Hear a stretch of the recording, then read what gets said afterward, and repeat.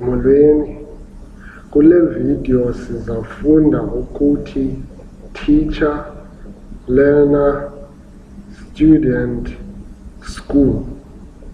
Teacher is mfundisi, but it also means pastor. So the word that is widely used in the Xhosa language is utitshala. Utitshala. It's a word that's been adopted from the English language to distinguish between pastor and teacher. Utitshala. A student or a learner is mfundi. Mfundi.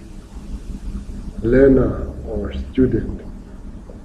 And a school is isikolo.